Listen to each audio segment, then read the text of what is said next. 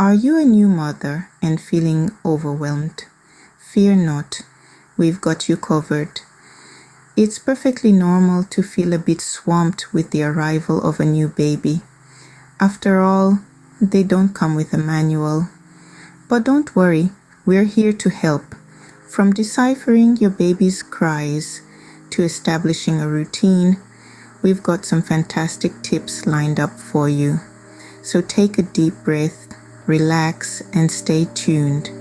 In this video, we'll walk you through the first 6 months of your baby's life, 1 month at a time. The first month is a whirlwind of new experiences and adjustments. Suddenly, you're responsible for this tiny, beautiful creature, and everything else seems to take a back seat. It's crucial to focus on self-care during this time. Yes, your baby is your world now, but you can't pour from an empty cup. Make sure you're eating well, drinking plenty of water, and taking naps when your baby does. Your body has been through a lot. It needs time to recuperate. Getting enough rest may seem like an impossible task with a newborn, but remember, it's okay to ask for help, whether it's your partner, a family member, or a friend. Don't hesitate to share the load. Breastfeeding can be a challenge for many new mothers. It's okay if you don't get it right immediately. Patience, practice, and a comfortable nursing spot can make a world of difference. And remember, there's no shame in supplementing with formula if needed. Understanding your baby's basic needs is a steep learning curve. Every cry, every coo, every facial expression is a new language you're both learning. Pay attention to their hunger cues, sleep patterns, and diaper changes. It's all about learning to communicate with each other. And most importantly, take a deep breath. This is a monumental time in your life, and it's okay if things are a little chaotic. You're doing great. Remember, it's a learning process for both you and your baby.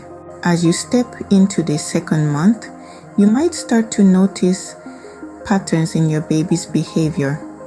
This is a key period where you'll begin establishing routines that will help structure your days and provide consistency for your little one. Routines are the bedrock of predictability, and predictability translates to security for your baby. It's the assurance of knowing what comes next, and it's this sense of security that helps your baby thrive. So let's talk about how you can establish these routines. Firstly, start by observing your baby's sleeping and feeding patterns. You might notice that your baby tends to be sleepy or hungry around the same times each day. This is the perfect opportunity to establish a sleep and feeding routine. For example, if your baby tends to get sleepy around mid-morning, make that nap time.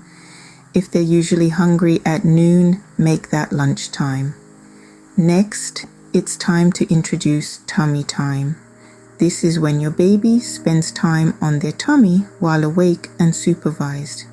It's essential for their development, helping them to strengthen their neck and shoulder muscles and to prepare for crawling. Start with a few minutes at a time and gradually increase as your baby gets more comfortable. But remember, while routines are important, they're not set in stone. It's okay to be flexible. If your baby isn't hungry when it's usually feeding time, don't force it. If they're not sleepy when it's usually nap time, don't stress. Babies aren't machines, and their needs can change from day to day. Also, be patient with yourself. Establishing routines takes time, and it's okay if things don't go perfectly right away. Keep observing, keep adjusting, and before you know it, you'll find a rhythm that works for both you and your baby. Finally, don't forget to take care of yourself. You're doing an incredible job, and it's important to ensure that you're eating well, getting enough rest, and taking time out for yourself when you can. With a routine in place, life becomes a bit more predictable. And remember, you're not alone in this journey. You're doing great. And every day, you're learning and growing alongside your baby. By the 3rd month, your baby is becoming more alert and interactive. This is a wonderful time to engage more deeply with your little one, and you can do this in a variety of ways. Speaking, singing, reading, all these activities play a pivotal role in your baby's development. When you talk to your baby, you're helping them recognize the rhythm and flow of language. Even though they might not understand the words just yet, your voice offers comfort and familiarity. Singing, on the other hand, introduces your baby to different tones and pitches. Nursery rhymes and lullabies are a great place to start. Reading is another fantastic way to engage with your baby. The sound of your voice, the rhythm of the language, the bright pictures on the page, these stimulate your baby's senses and build their listening and attention skills. Now, let's talk about developmental milestones. By the 3rd month, your baby may start to raise their head and chest when lying on their stomach, grasp objects, and even smile at the sound of your voice. Remember, each baby develops at their own pace. So don't worry if your little one isn't doing all these things just yet. Engaging with your baby in these ways creates a bond of love and trust. It also sets the foundation for their learning and communication skills. These interactions are not just fun, they're also crucial for your baby's development. With the 4th month comes a big milestone, introducing solid foods. This is a significant shift in your baby's diet, and it can be both exciting and a bit daunting. But worry not, here are some tips to help you navigate this new terrain. First, let's look at the signs of readiness.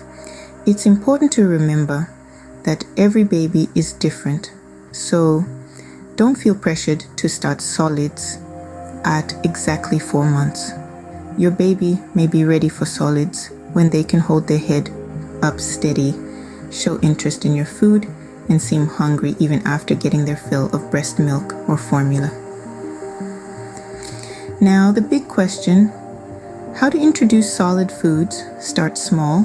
Begin with a single grain cereal or pured fruits and vegetables.